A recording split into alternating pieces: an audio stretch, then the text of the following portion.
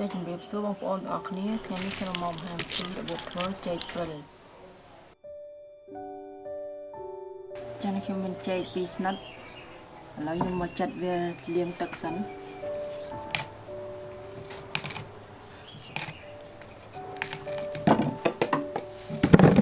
ចា៎បងប្អូនចំពោះចេកគឺខ្ញុំប្រើចេកចាស់អត់ប្រើចេកទុំហើយក៏អត់ប្រើចេកខ្ចីដែរគឺចេកចាស់ចា៎ឥឡូវយើងលាងចេកស្អាតសិនត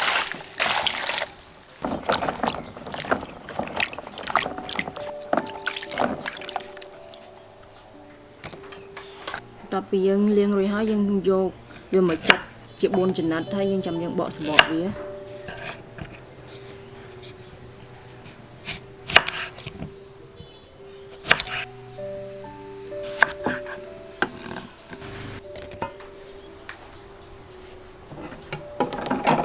ចាឥឡូវនេះយើងបកសំបកវាចេញ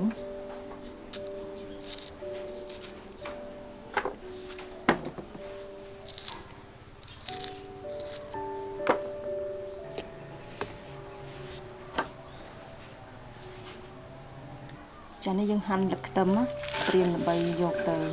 បំពងជាមួយស្ករ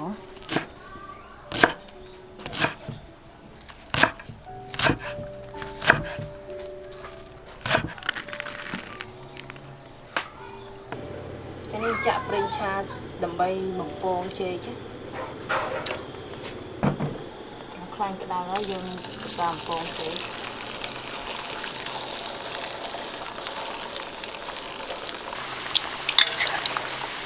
នេះកូរត្រឡប់វាឲ្យឆ្អិនសព្វ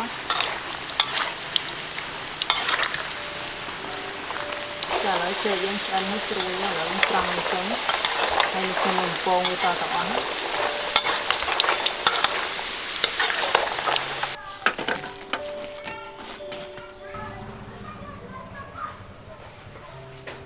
ចាខ្ញុំប្រើស្ករសចំនួន3ខាំអំបិលម៉ដ្ឋ1លីត្រកាហ្វេ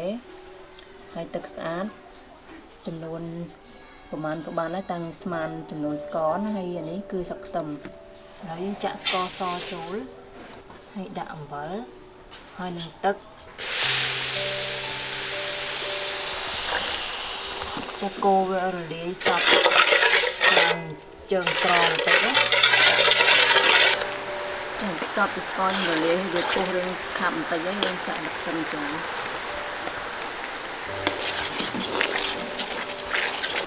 ហើយយើងចាក់ទៅចូលក្នុងស្ករកូររហូតដល់ដាច់ទឹកស្ករ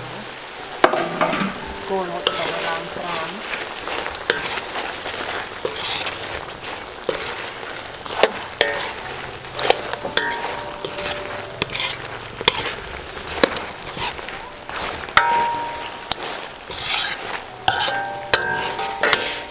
ហើយយើងកូរច្របល់ជើងរហូតដល់ស្ករស្ងួតដល់ឡើងត្រាំអញ្ចឹងក៏យើងអាចភ្លើងហើយយកវាទុកឲ្យត្រជាក់ដើម្បីញ៉ាំ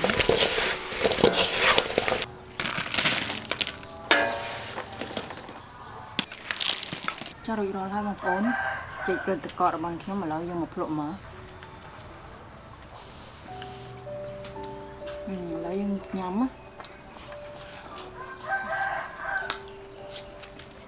ឆ្ងាញ់ហើយប្លែកមែនតើអញ្ចឹងខ្ញុំសូមអរគុណបងប្អូនផងដែរដែលតាមដានទស្សនារបស់បងប្អូនខ្ញុំ